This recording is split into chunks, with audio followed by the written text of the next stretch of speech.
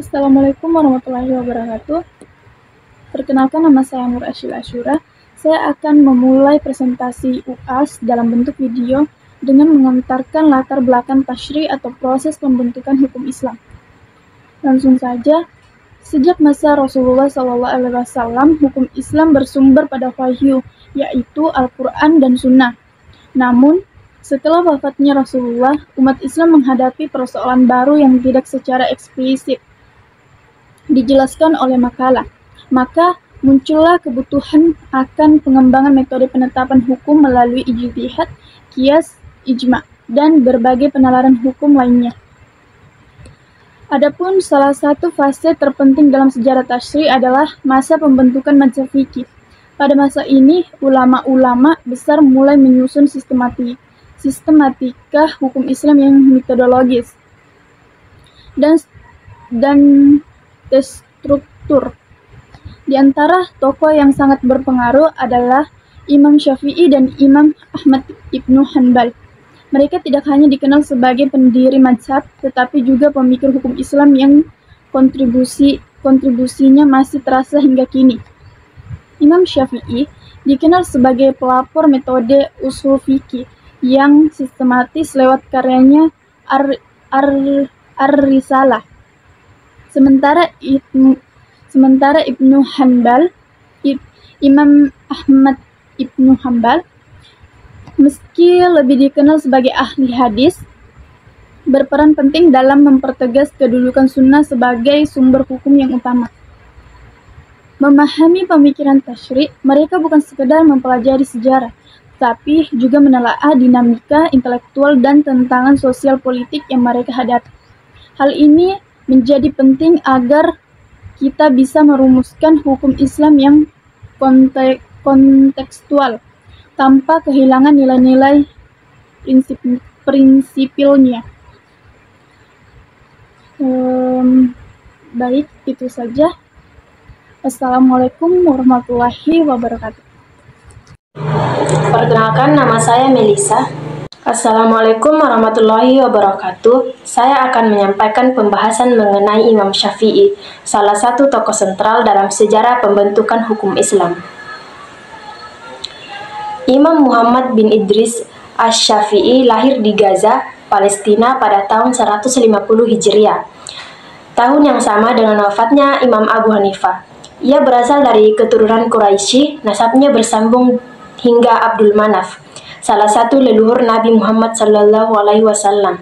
Sejak kecil, beliau menunjukkan kecerdasan luar biasa, hafal Al-Quran di usia 7 tahun dan menguasai Al-Muwatta, karya Imam Malik, di usia 10 tahun.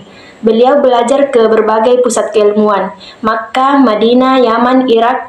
Di Madinah, beliau berguru kepada Imam Malik dan menyerap pendekatan al-hadis. Sementara di Irak, ia belajar dari murid Imam Abu Hanifah yang mewakili pendekatan al-ra'yi. Pengalaman mendalam ini membuat Imam Syafi'i merasa perlu menyusun sintesis metodologis antara pendekatan tekstual dan rasional. Inilah yang kemudian ia tuangkan dalam karya monumentalnya, Ar-Risalah, kitab pertama yang secara sistematis membahas usul fikih, mulai dari dalil-dalil syar'i, qiyas, ijtihad, ijma' hingga syarat mujtahid. Selain itu, ia menulis Al-Um yang berisi panduan hukum Islam praktis berdasarkan pendapat-pendapatnya sendiri. Imam Syafi'i dikenal pula sebagai sosok yang berani mengoreksi pandangannya sendiri, seperti peralihan dari La'ul Qadim ke Qaul Jadid setelah pengalaman intelektualnya di Irak. Secara sosial, beliau dikenal rendah hati, tegas terhadap kebenaran, dan tidak berpihak pada kekuasaan. Pernah dituduh bersekongkol dengan kelompok politik tertentu, namun akhirnya bebas karena tidak terbukti. Beliau wafat di Mesir tahun 204 Hijriah.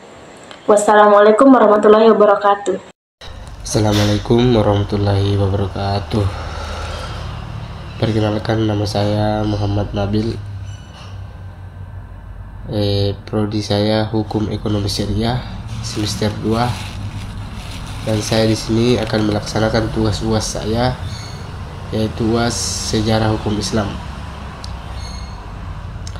Langsung saja, saya akan menjelaskan mengenai Imam Ahmad ibnu Hanbal. pendiri mazhab Hambali dan tokoh penting dalam penguatan tekstualitas hukum Islam. Imam Ahmad lahir di Baghdad pada tahun 160 Hijriah. Ia tumbuh dalam lingkungan religius dan sangat menekankan pentingnya ilmu. Sejak muda, beliau menekuni ilmu hadis secara mendalam. Beliau berguru kepada ratusan ulama, termasuk Imam Syafi'i yang banyak mengaruhi sisi fikih beliau. Dan perjalanan ilmunya sangat luas, dari Kufa, Basra hingga Yaman dan Syam.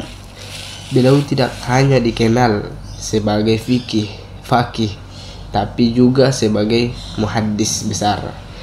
Karya terkenalnya adalah Musnad, ensiklopedia hadis yang mencakup lebih dari 30.000 hadis berdasarkan nama sahabat perawi. Dalam berijtihad, Imam Ahmad sangat berhati-hati urutan sumber hukumnya, yaitu Al-Quran, Sunnah, Sahih, Fatwa, Sahabat, Ijma, Qiyas sebagai opsi terakhir. Beliau menolak metode istihsan dan masalah mursalah karena dianggap membuka celah subjektivitas hukum. Dalam konteks sosial politik, beliau sangat terkenal karena penolakannya terhadap doktrin khalaq Al-Quran yang dipaksakan oleh penguasa Abbasiyah yang dipengaruhi oleh Mu'tazilah. Imam Ahmad ditangkap, disiksa, bahkan dilarang mengajar. Namun beliau tetap teguh dalam keyakinannya dan menjadi simbol integritas dan keberanian ilmiah. Setelah masa fitnah berlalu, beliau dibebaskan dan dihormati oleh khalifah. Beliau wafat pada tahun 241 Hijriah di Baghdad. Ribuan orang menghadiri pemakamannya, menandakan betapa besar cintanya umat terhadap beliau. Assalamualaikum warahmatullahi wabarakatuh. Saya akan membahas tentang perbandingan antara mazhab Syafi'i dan Hanbali serta menyampaikan kesimpulan dan kajian ini. Mazhab Syafi'i terkenal dengan sistematika unsur fikih yang tertib dan logis. Imam Syafi'i menyusun urutan dalil mulai dari Al-Quran, Sunnah, Ijma, dan Qiyas. Ia menolak penggunaan istihsan karena dinilai terlalu subjektif dan hanya menerima masalah mursalah jika ada nas yang mendukungnya. Sementara itu, mazhab Hambali lebih konservatif dan sangat mengedepankan nas. Imam Ahmad hanya menerima ijma, sahabat, dan menolak istihsan serta masalah mursalah karena dinilai terlalu spekulasi. Qiyas hanya digunakan jika benar-benar diperlukan. Namun demikian, tokoh-tokoh dalam mazhab ini seperti Ibnu Taimiyah dan Ibnu Qayyim membuka ruang implementasi yang rasional tanpa keluar dari koridor nas. Kesimpulannya, kedua mazhab ini sama-sama berakar kuat pada dalil syar'i. Imam Syafi'i berhasil membangun sintesis metodologi yang logis dan tekstual. Imam Ahmad menegaskan pentingnya komitmen pada nas dan menolak dominasi akal. Keduanya juga menunjukkan integrasi luar biasa dalam menghadapi tekanan politik. Pelajaran yang bisa kita ambil adalah pentingnya berpikir kritis, namun tetap berpegang teguh pada prinsip. Kita tidak berhenti pada taklid, tapi harus menjadikan pemikiran para imam sebagai inspirasi untuk membangun Islam yang kontekstual dan sesuai maqasid syariah. Waalaikumsalam warahmatullahi wabarakatuh. Betul besar. Dan itu saja yang saya jelaskan dari tugas saya. Mudah-mudahan bermanfaat. Allahumma fi ila aqwamit thariqi risalah. Assalamualaikum warahmatullahi wabarakatuh.